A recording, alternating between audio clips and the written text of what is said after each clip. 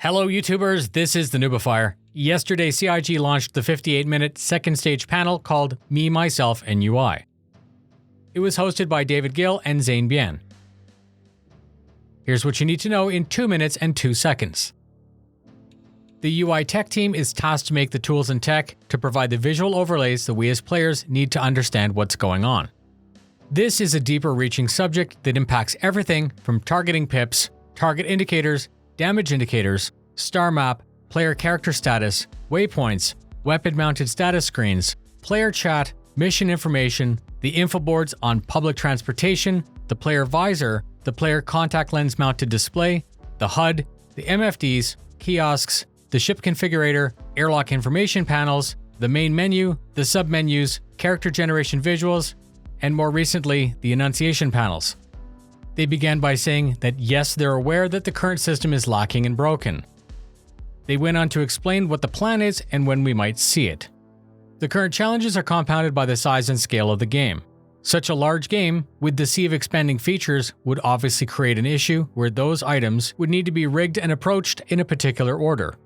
Going back to the basics and then designing a backend to support the current and future needs of the final game. This has always been the main goal. Chris needs the UI to not only look great for the player who's using it, but also be completely seen by anyone looking at it from any angle appropriately.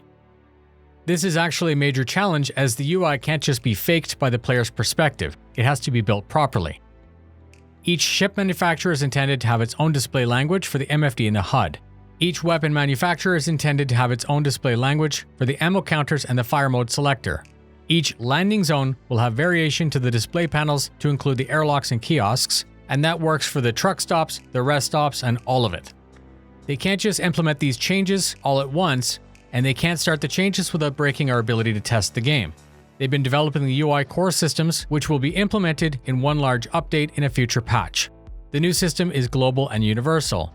And possibly the best news ever, they're implementing less inner thought and more actual panel. Not to sound disrespectful, but I did leave out a bunch of very intricate explanation to this system.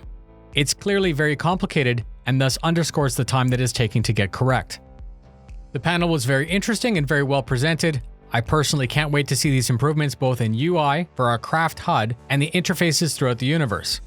Thank you very much for spending your time with me. I do appreciate the support through the comments and sharing the content. Stay tuned for more, fly saucy, and I'll see you in the verse.